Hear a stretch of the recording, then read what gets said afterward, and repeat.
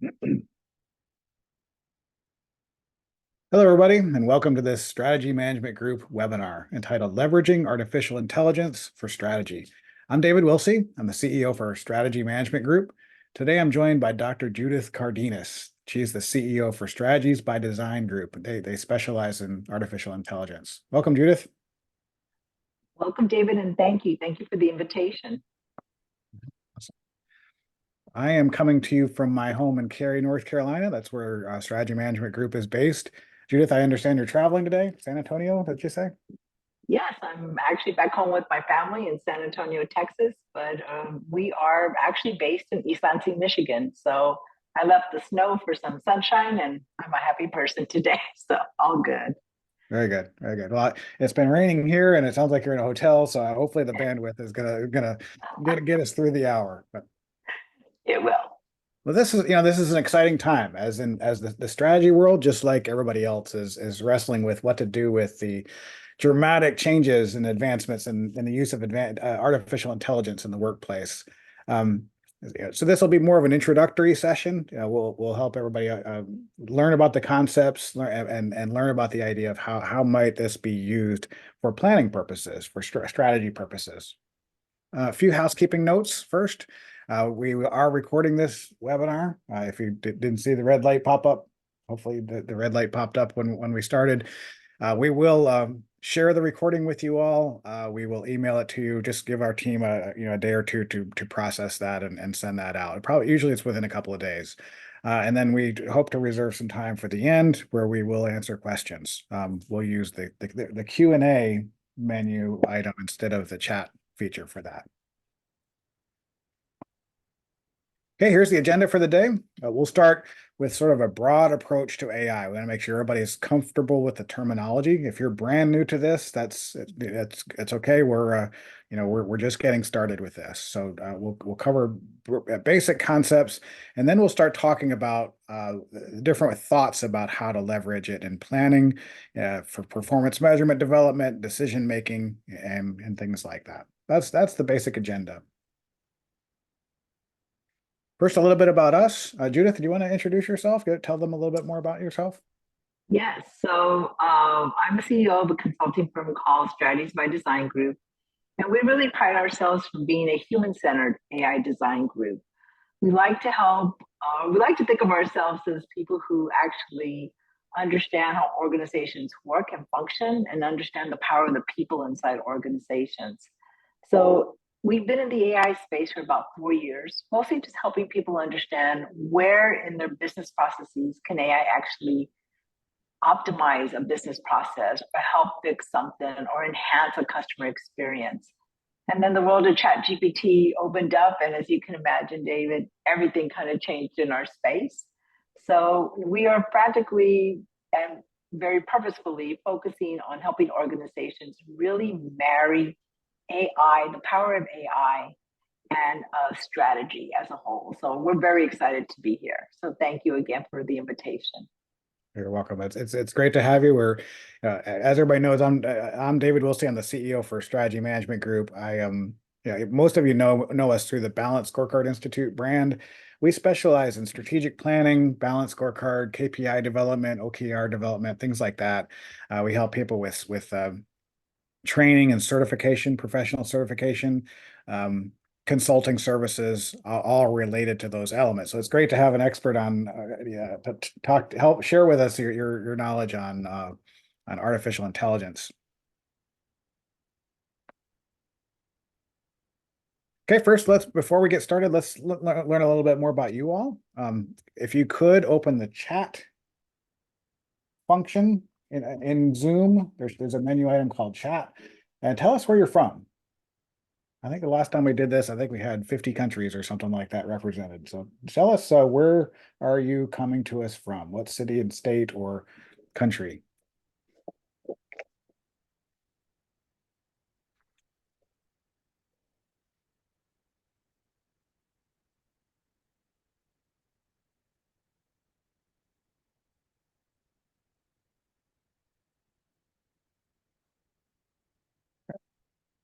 It looks like it might be chat.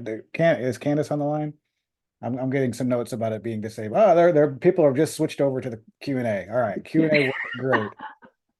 Scratch what I said about the chat box. Everybody use the Q&A. We've got Mexico, we've got Trinidad and Tobago, we've got the United States, we've got India, Austin, Texas, North Dakota, Washington, D.C. Awesome, awesome. Illinois, Gary Cookins. Hi, Gary. From Cary, North Carolina. Malaysia, Zimbabwe, Turkey, Montreal, Austin, Texas, Trinidad. Look at that. College Station, Awesome. Texas. Belgium, Nashville, Canada, Iran, Namibia, Greece, Romania, Augusta. Awesome. Croatia.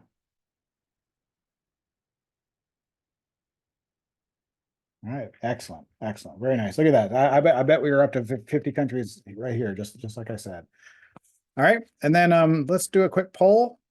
We always like to know before we do any kind of training or anything, we always want to have a good sense of where do you stand now. We don't want to bore you silly if we have 300 people online who are already experts in AI. So let me find the poll. And what we're asking you is essentially is on a scale of 1 to 10, how would you rate your knowledge of AI? One being I don't know how to spell AI, and 10 being, I'm a certified expert in artificial intelligence. All right, so I'm going to launch this question and we'll watch the numbers come in. Just give us a sense of where we stand. This is something you're brand new on, and already I see a few people that this is brand new. So this webinar is geared more towards the 1, 2s, and 3s. This is not, if you're a world-class expert in artificial intelligence, you're probably not gonna learn a whole lot today. But if you're brand new to this, especially if you're a strategic planning officer somewhere, you do balanced scorecard, you do OKRs, or you do something like that, and you really would like to know more about what this AI stuff is all about. Okay, it looks like we're starting to slow down. Maybe I'll share if you want to, last couple coming in, I'll share the results. Okay, so there's the results. We've got, 36% of you scored a 3. So you have a basic understanding, and then there's 34% and 11% who are even less than that. So very few of you actually know a lot about AI. That's good. That's good. That's what we're here for.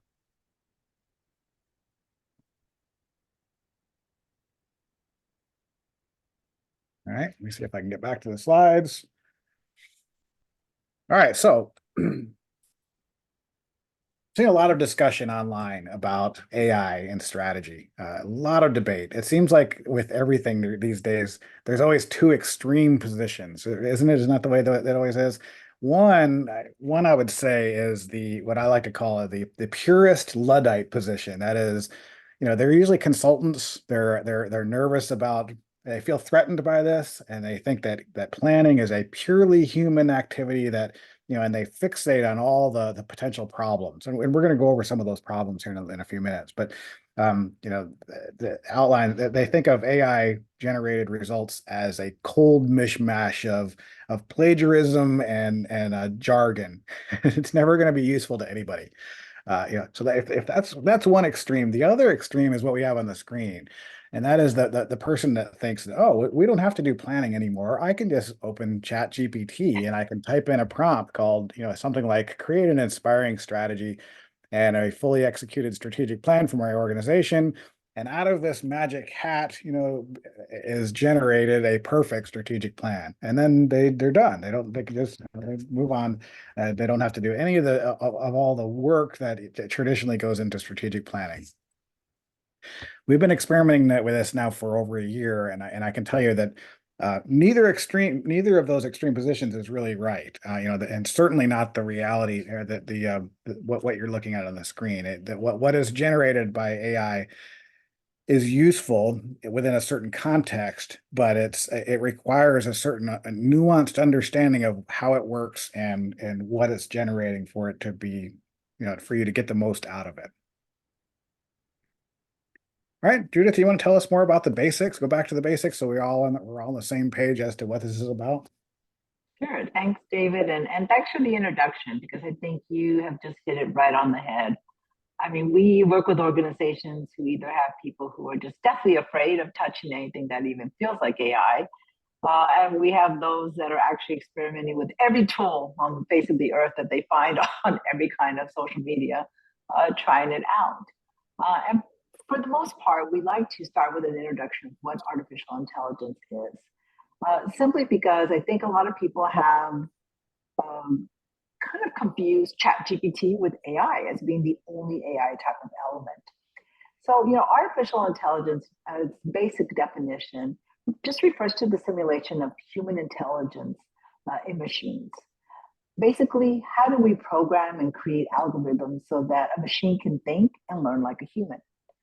So, the beauty of AI is that oftentimes it feels like you're actually talking to a human, but that in and of itself is something that we really try to gear executives and leaders to understand that they may think like a human because they've been coded and created through human language.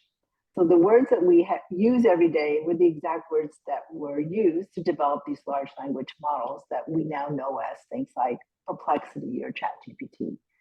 So at the basic, if people could, we really would love to for people to just understand that's why they think and feel like us because they actually were programmed to think like us. But they do so much more than just a chat GPT functionality. They can, they can predict and they are robotics and they can touch and feel and sense. And then there's so many applications. And so we love to just start with this particular slide so that people just understand mostly the broad scope of what AI actually is. Go to the next slide. So what we've seen in the last, I would say 12 months has really been quite transformational from a business perspective. We've seen people actually say, I've used elements like a Copilot or ChatGPT or Bard, and it's enhanced my efficiency and it really helps me be more competitive as a company or as an organization or even as a team. But we know that there's something a little bit deeper than that. Next slide. AI has just a lot of interesting functionality. If I go into Amazon today, David, I can find robots that are actually taking care of packaging the package I just ordered last night and making sure it gets shipped to my house. I actually can find a bot that would understand the decisions that I'm going to make or based on maybe previous things I've done of what I've purchased, it can inform an organization, of my habits. So AI can do a lot of things. It can personalize your customer experiences, and it can even optimize your operations. But we're going to talk a little bit and go deeper into that particular one later on, because we know that this is the best of times and this is the worst of times. Almost like Dickinson has shared with us that it looks great, but there's a lot of things underneath the surface that we'd like to just dig in a little bit deeper. Next slide. So we struggle a lot with, I would not say struggle as much as we have very intense conversations with organizations to say, let me just wait and give this AI a bit, and then we'll jump on the bandwagon maybe after it settles down. So the question is this a necessity or is this an option?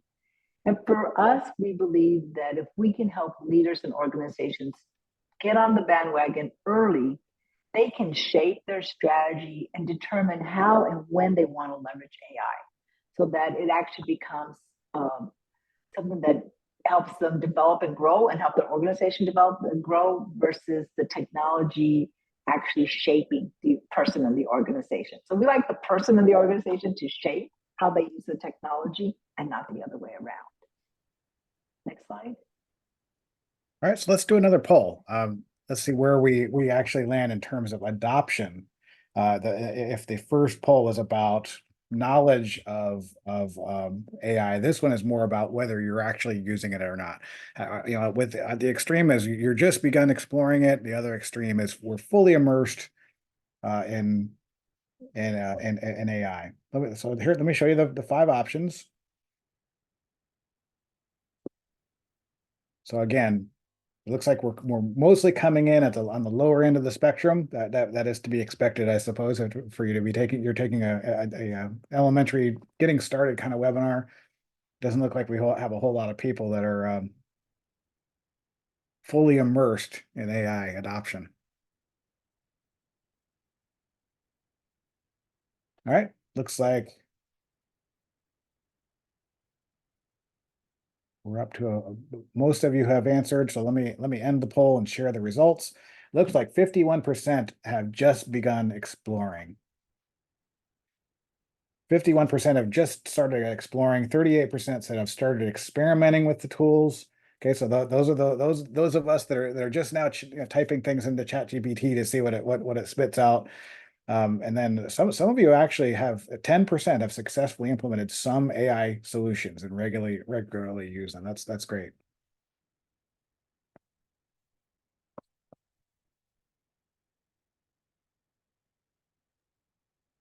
All right, so Interesting. Oh, yeah, go wow. ahead. No, I think they're interesting results. We have 10% of people who've actually implemented something. So we'd love to hear their successes actually. Yeah, so I think what we wanted to do and really, David, as David and I were really working on how to actually design this webinar to make it the best for you, to give you some tidbits of information that you can actually take action on and want to learn more. So we actually like to call it Beyond the Buzz. We talk a lot with people who just love the buzz, and but there's something that goes a little bit beyond that. So we wanted to dispel two myths about AI, David, and then wanted to get maybe some of your thoughts as well as how this like we want to share from our perspective how this may have an impact on strategy. So let's go to the first myth. So we hear this, if I would say daily, I would say daily, that AI will replace all human jobs. And we know that one of the most common types of AI that's out on the market right now is automation. And we do know that automation has some level of displacing jobs, but is this a myth or what's the actual reality? So the actual reality is that AI can automate repetitive tasks and it can create new job opportunities. So we don't believe that it's going to replace all human jobs, but we do believe that jobs will be disrupted. So let's look at the second myth that we are constantly working on with organizations. And I love this one. AI creates immediate success. It reminds me of the very first slide that you shared, David, where you put everything into a magic hat and you put a wand over it and poof, it creates something just amazing. And a lot of people do believe that implementing AI solutions will give you instant results in solving business problems. But the reality really is it requires careful planning. It requires a lot on us as leaders and human beings and people who lead strategy and strategic planning to understand our objectives and our quality and our data. So these are the two myths that we really, we work with organizations all the time to demystify, for them. How do these myths apply to strategy more specifically? Well, let's take the first myth where we're talking about jobs being displaced. So the World Economic Forum has projected that 44% of all job skills will be disrupted by AI by 2027. So that's 3 years. In 3 years, we're going to have some level of disruption. But we don't know exactly what that disruption is. Are we going to need retooling, upskilling, reskilling? Are we shifting job responsibilities? Do jobs look different? And this is where I think professionals like us on the line really can play a vital role in helping people understand it may not take away a human job, but it is going to change that job. Mm-hmm. And then the second one, I would say that we are finding, at least in our business, of the organizations that we work with, over 85% do exactly what you said. They'll go into ChatGPT, they'll give it a prompt, and they'll hope like something will come out that they can use. But the reality really, really is from a strategy perspective, is we still need to help people understand the perspectives of looking at that data, determining whether it's good, right, Does it fit our customer need, our client need? They still need the voice of the human. But what we do know is that AI can augment the process, but not necessarily displace the process. And will we ever get to a point of having instantaneous 100% success with an AI tool? We're coming close with some tools, and we'll talk about one in particular in a bit as we get to a deeper dive of how AI intersects with strategy. So next slide. On the first myth, but before we go on, the first myth is there we've been losing jobs on the in some sectors due to automation for decades, right? Is there some concern that it's a different sector that it's affecting now? Is that one of the reasons why it's such an issue now? That's a great question. There was a study that was done by the Guardian Institute, and they did a study in the UK that was just recently published, I would say maybe about a week ago, where they actually identified that 8 million jobs in the UK were going to be disrupted by AI. And they went further down. And they said the disruption was going to occur in two waves. Wave one would be about 11% of jobs will have some level of automation, but they're considered automating routine tasks, like writing an email, writing content for a website, things that we do almost routinely and really don't have a deep dive, into that particular process. David, it's wave two that is what's really kind of the challenge here. So wave two, they're saying that the new, more sophisticated AI tools that are coming out will automate non-routine tasks. And they said those non-routine tasks are actually tasks that become jobs. So things like web designers or coders or software engineers. And they estimated 7.5 million jobs in the UK alone will be disrupted in wave two. Now, when you take a step deeper and look at the data, you would say, well, you're right. A lot of these jobs like customer service or packaging or, things that can easily be automated would be the first ones to get disrupted. But we're seeing more and more disruption in the technology sector. Mm-hmm. We're seeing things like ChatGPT-4 that actually can create Python code for us. I never was trained in Python code, so the fact that it could do it is wonderful. So you're seeing more of the technology elements that we're still training people on today to be coders, that in a year and a half to 2 years' time, we don't know what that job market's going to be. So I would say technology would be one of the first sectors. And then we would go on to different sectors, like in the customer service area. HR is predicted to have 41% of their job tasks to be able to be automated or augmented by AI. 41%. So as the data keeps coming out and refining itself, we are seeing that there will not be one job sector that will not be touched by AI. Mm-hmm. So that's a great question.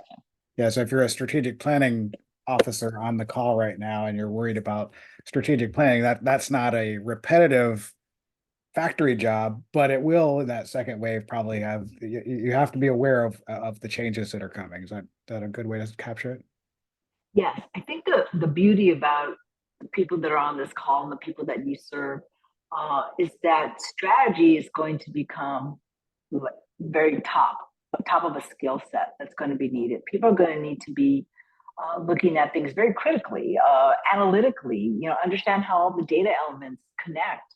Where do the KPIs shift and change? How do those KPIs really mirror the customers or clients that we're serving? AI can do some of that, but it's not going to be a perfect match.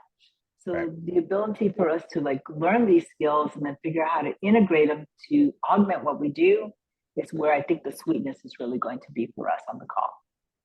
All right. Excellent. Awesome. All right. Next slide. So there's current trends for transforming businesses with AI. And these trends, I will tell you, will shift within 24 hours at times, it feels like. So I want to talk a little bit about what these trends are. And you talked a little bit about the first one, automation. And automation can be not only automating jobs on a factory floor, but we were even playing with the Power BI app a Power Automated app on our Microsoft suite the other day. We can actually automate our day-to-day operations and routine tasks that are done so that at any one given time, I can click on my Microsoft suite and identify where every project is and where every consultant is working on that project. So automation is going down in multiple levels within organizations. So that's the first thing we're seeing. Advanced data analytics. This is really intriguing for us as strategists and for us who work with organizations to strategically plan and help organizations position themselves for the future. AI can actually analyze complex data sets within minutes or within seconds and provides deeper insights for us. But what that does for us as professionals, David, is that moves us to being people who used to create the surveys, the days of creating all your surveys and surveys design, to now people who need to analyze the data. So it's shifting even our skill set. So as advanced data analytics actually gets stronger, our ability to analyze that data and figure out where it needs to go strategically also needs to get stronger simultaneously. Conversational AI is probably the hottest one that's out there from a business trend right now. We've had chatbots before. People who used to have chatbots on their phone. We've talked to Siri. I've been talking to Siri for many years, David. I don't know about you, but I have conversations with Siri at times. And so these virtual assistants have been around, but now you have conversational elements that actually can work with an individual to actually go back and forth and even empathize now. There's some new apps that actually have the ability to shift the conversation based on the tone of your voice. So conversational AI is going to continue to grow and develop. We have some people in our network that would rather talk to a bot than a person. And then we have other people who'd rather talk to a person than a bot. So again, it's that balance again of how you do this. I would say conversational AI from a global perspective, from a strategy and global perspective, is very interesting because these conversational AI elements were built on large language data sets, or natural language processing is what we call them. And many of these large language data sets are culturally insensitive. They don't maybe understand the nuance or context of different types of cultures and language. And again, another opportunity for us as consultants to understand what conversational element do we use and does it really reflect the people that we're serving? So, but that is one of the biggest business trends that we have as well. Then the next one is cybersecurity. When we talk about AI and cybersecurity, this is not new, but I think for many of us, we really didn't connect the dots. So I remember years ago, I traveled overseas, I used my credit card and boom, it got stopped. My credit card company and the bank associated didn't recognize the transaction. We've been using AI elements for cybersecurity for quite some time. They're just getting more and more sophisticated, more accurate. And right now, security measures are critical, top of mind for all of us. So we will see that to continue to be a business trend and to continue to actually mature in the space. Customizing customer experience. I will say customization and personalization of AI will actually be top of mind, not only for the organizations we serve, but it will also help us position ourselves as strategists and people who help people with strategy and strategic planning to understand how AI can be used to customize experiences where we couldn't before. We have marketing AI elements that we can actually shift and change to 5 or different markets within 5 minutes. We can tailor experiences for different types of clients who are in our pipelines in different ways. We can change culture, language. We can change avatars that even look like people that we serve. The actual experience of the customer has now become more critical.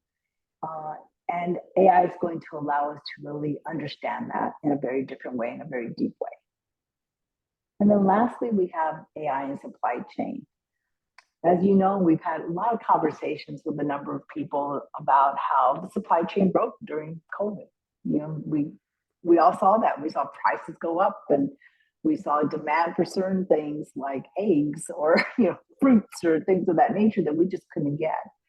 And now we're seeing organizations integrate AI into the entire supply chain process to optimize logistics. So at any given time, we can get real-time insights to understand where something is in the chain, how long it will take, or if it actually will even get there. So just a more sophisticated way of using AI. So we want to talk a little bit today, as you did such a great job in the introduction, about how can we leverage AI for strategy design. Strategy design is not going anywhere.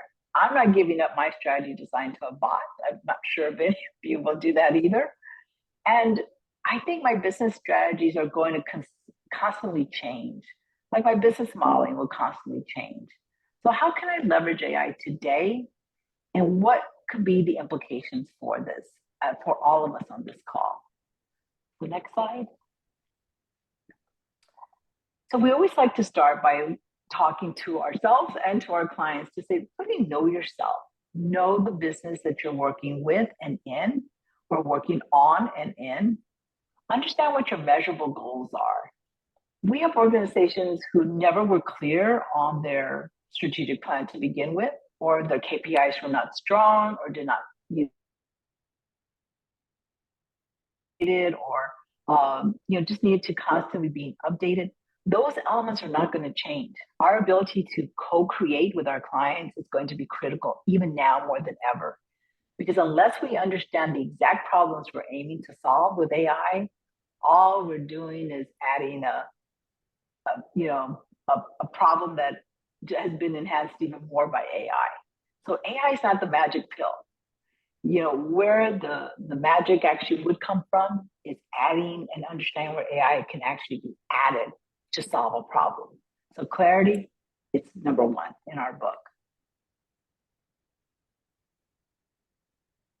Fostering an AI-ready culture. This will actually be around for a long time. As you know, David, and I, the work that the Balanced Scorecard has done has just been tremendous, because you always have an element about change management, how organizations change, and how do you get people to buy in. It's no different with AI. We have 5, maybe 6 different generations in the workplace, and not all of them experience change in the same way, and definitely not all of them are experiencing AI in the same way. They all have different ways of adopting and adapting AI.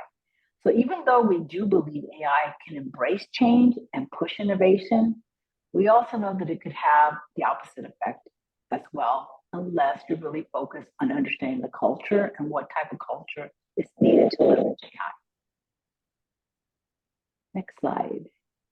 So here's a couple of things that we like to, this is our checklist that we use when we're talking with customers. Again, be very clear with the objectives and the outcomes they're trying to identify, understand the data that they have, who owns the data, are they getting their data from a third party, is their data clean and relevant, choosing the right model, knowing that we're going to need to be ethically responsible and continuously learning to adapt these AI elements, and collaborate across teams.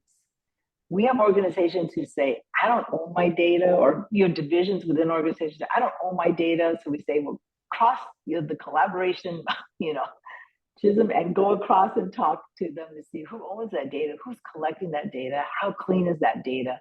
So it really does create more collaborative teams across an organization. Next slide. All right, we I promised earlier that I was going to come back to some of the realities of using AI tools, generative AI tools in our planning. Since ChatGPT came out, of course, everybody that takes our certification program asks at some point, should we be using these tools to generate our planning elements? And so of course we experimented internally first for a while, and then we've been working with some clients on using it to kind of get a sense of whether this is going to be useful, or is it not what it promises to be. And there are some very general takeaways from our experimentation over the last year or so. Um, First of all, you just have to, in other words, this is like using Chat GPT. Go into Chat GPT and you say, tell me my strategy. What should my strategy be? What should my objectives be? What should my mission statement? Write my mission statement for me. And what comes out of them out of these machines is almost always at first blush awesome. It's like, wow, it did that. That is very, very impressive. And then you read it a second or third time and you realize that, well, on second thought, it doesn't match what we do at all. It's very conventional. It doesn't match the nuances or the customization that it would be needed or you would come up with if you came up with this stuff yourself. So it's really useful in a sort of a general that a general you know, I get yourself in the ballpark kind of sense, but it is not. I don't think in any case did we ever keep the language that was generated by one of these machines without changing it. We almost always reworded it, sometimes from scratch. It's just it might have been some benefit of seeing how it was generated, but you really do have to come up with your own strategy and have a discussion yourself. The other issue is that prompt writing can be a challenge. If somebody is very comfortable using one of these tools, they kind of know how to write the prompts in a way to generate what they're looking for. Somebody who's new at this, it can be very frustrating trying to get the machine to tell you something that's useful. And so, there are courses, of course, to learn prompting, but my experience is that you just have to do it. The more you use it, the more you get comfortable with the way it thinks. You have to be very careful with the facts that are generated by ChatGPT or any of the tools. They're almost they seem to be wrong more than half the time. I mean, it's not so anything that's factual, you have to be careful of. You also have to be careful with plagiarism and that if you're trying to write a paper or something, you just can't rely on the fact that it's not stealing something. You have to make sure that you're just using this for reference, and not you can't keep anything verbatim.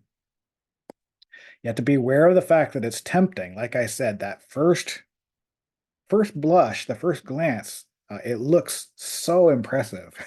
It's tempted to be seduced by the polish of the output, as the slide says, into keeping a bad strategy. You have to adapt your strategy to what you're actually trying to accomplish. You need a real conversation with people. This might be useful for generating ideas, but it's almost never the right answer in terms of the actual strategy.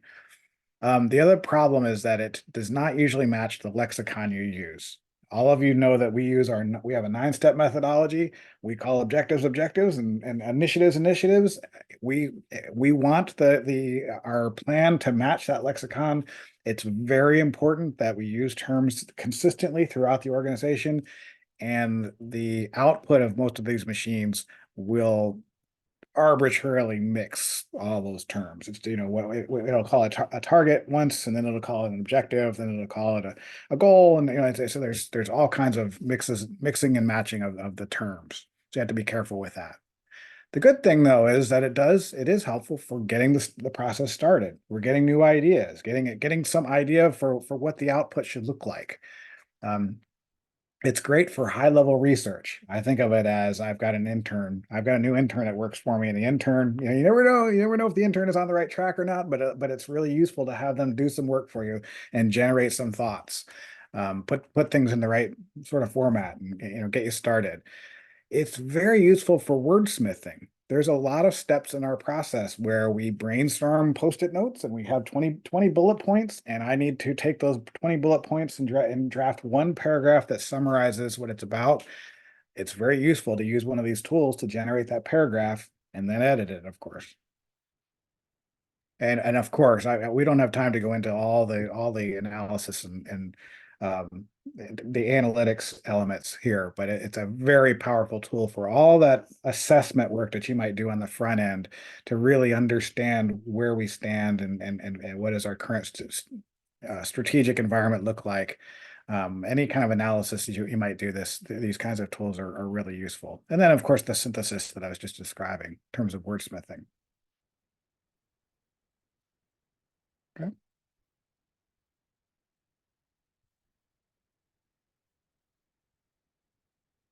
Judith, you're on mute.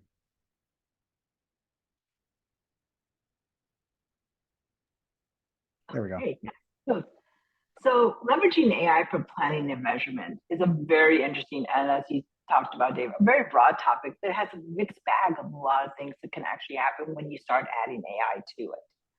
So let's go to the next slide. I want to talk a little bit about a real case study that we just recently read at Forbes that I think would really help understand from a bigger perspective of where AI can actually influence strategy. So there's an organization, a Swedish fintech company called Klarna.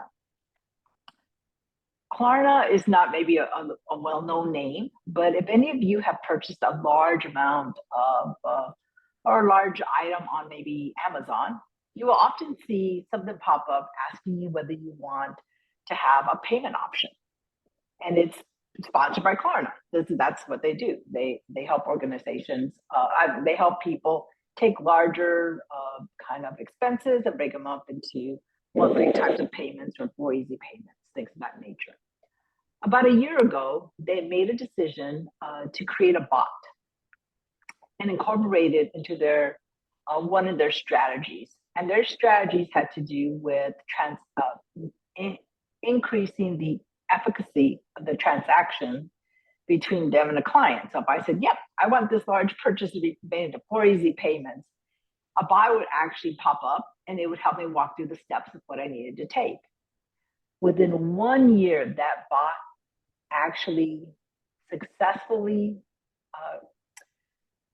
transformed 2.5 million questions, interactions, 2.5 million.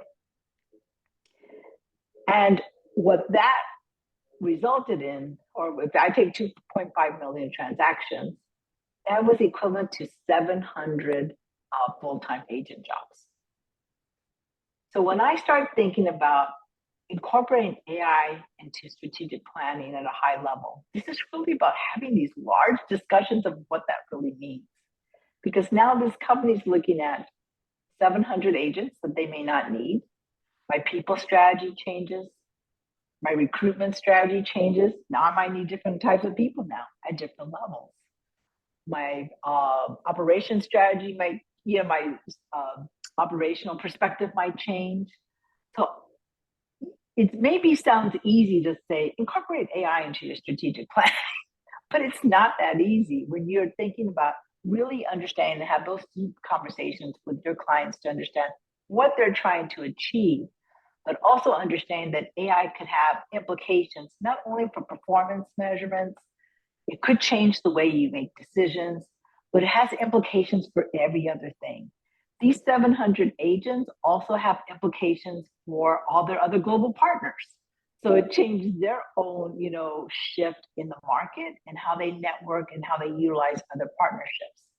So when you look at the Klarna case study, it really gets you thinking about like this one change, this one bot that actually was able to, perform 2.5 million transactions, change multiple strategies across that organization.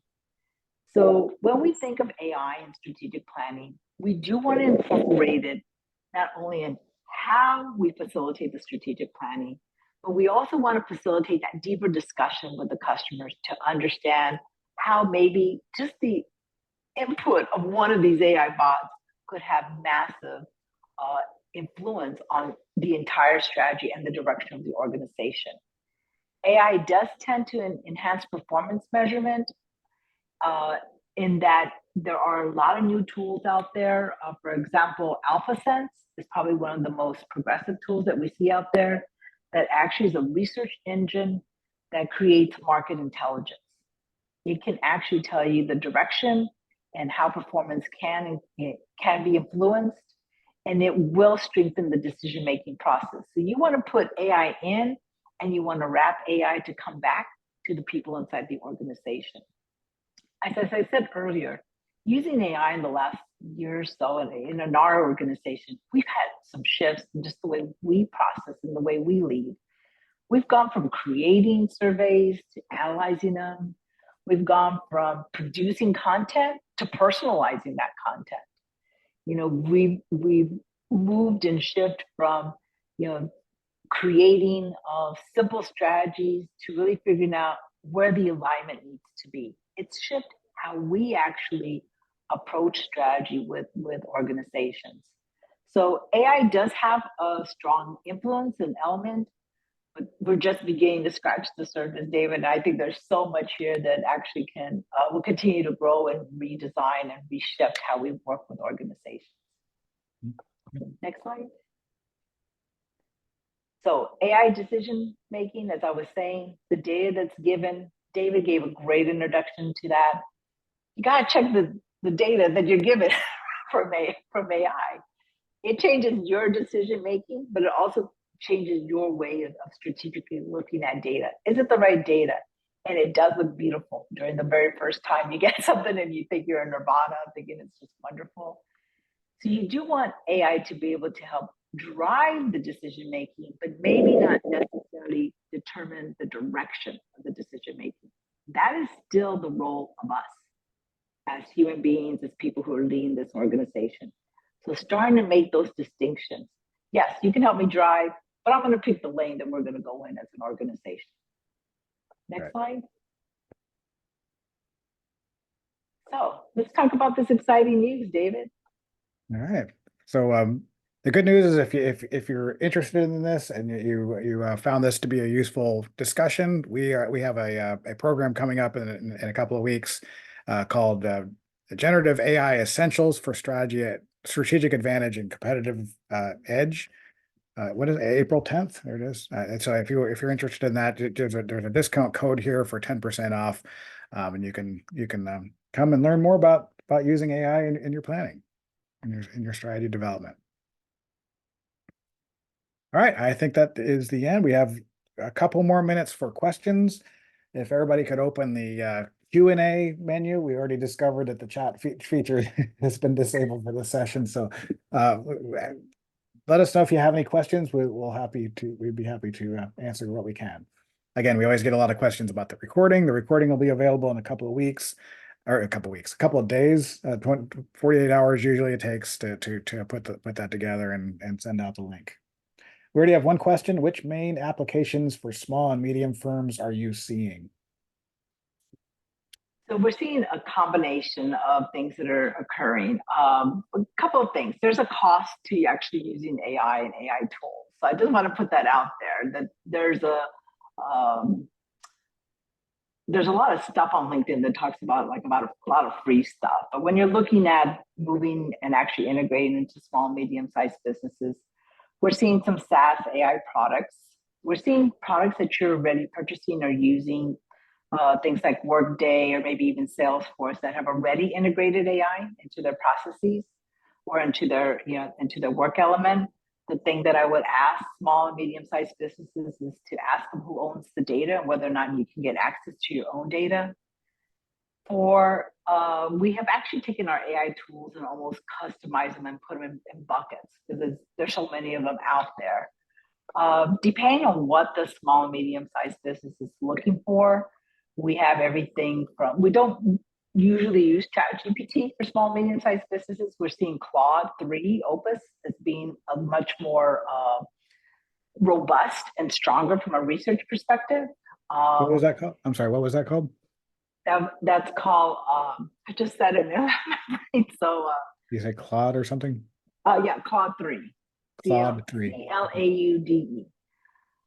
We still see a lot of people using Perplexity.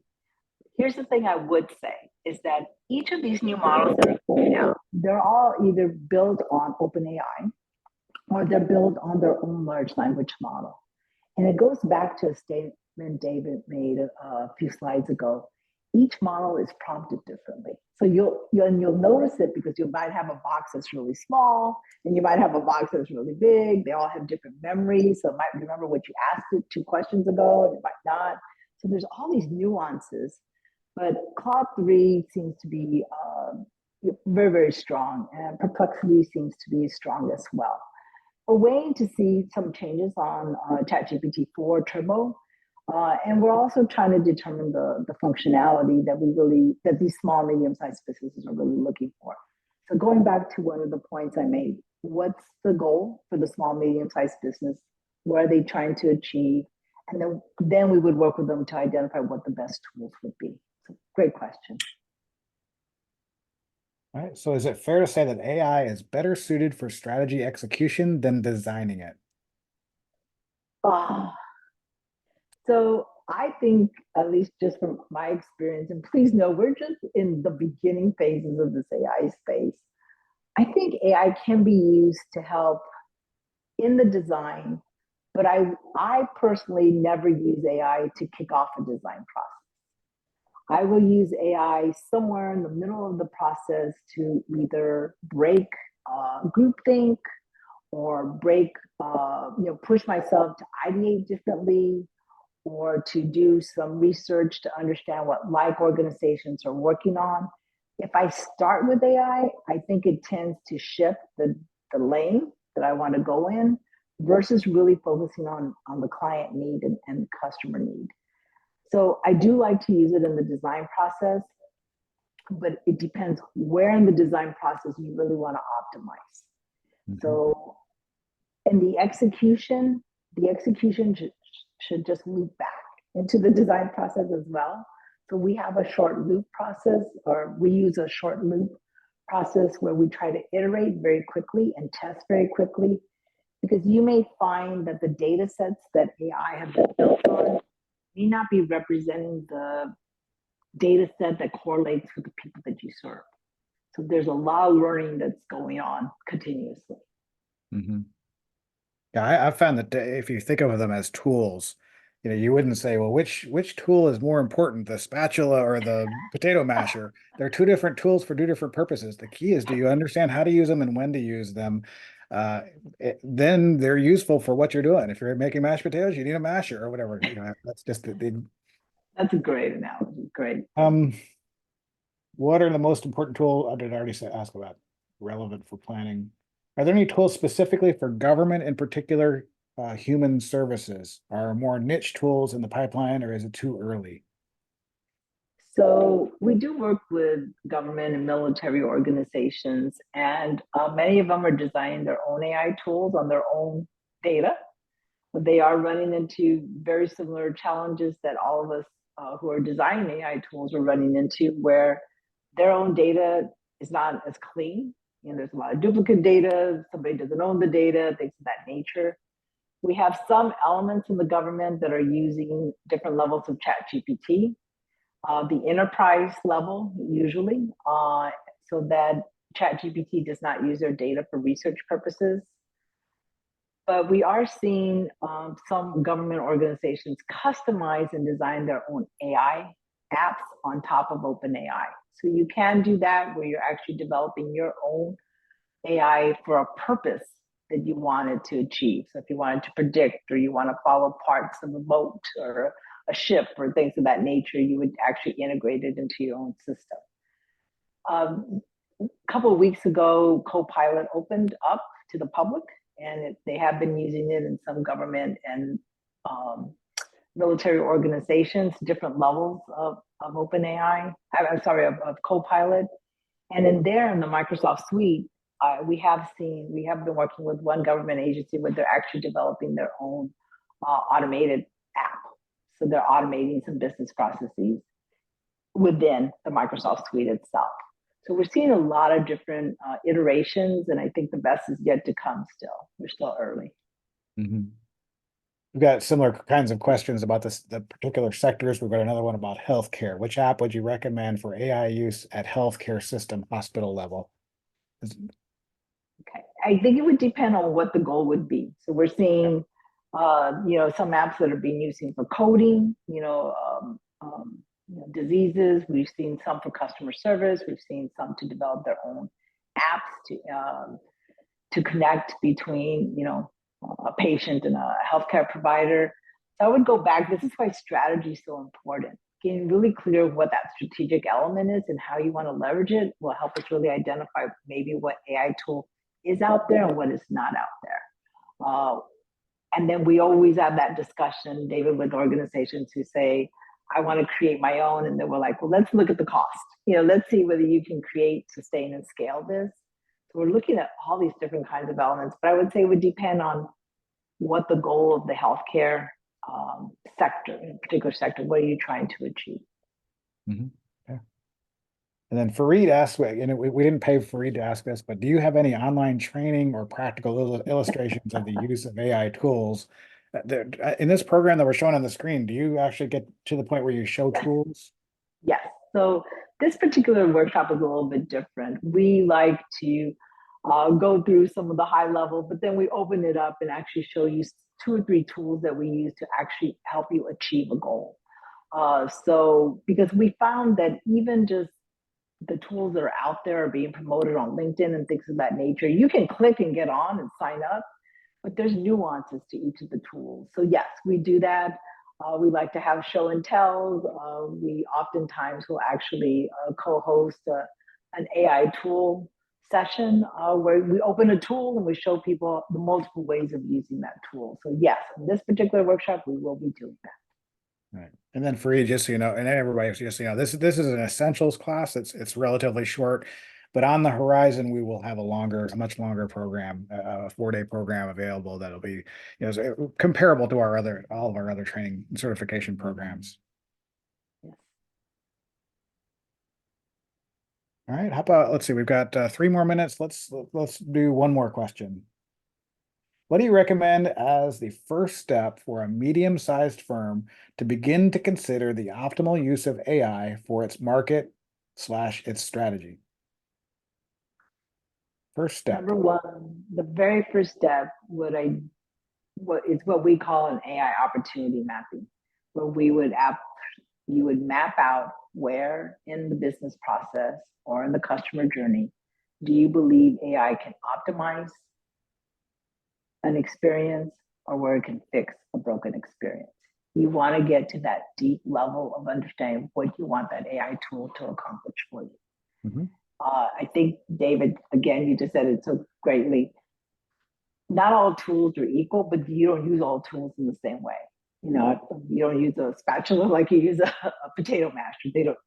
So getting really, really clear. And the reason we call it, and we will be doing that during our session on April 10th.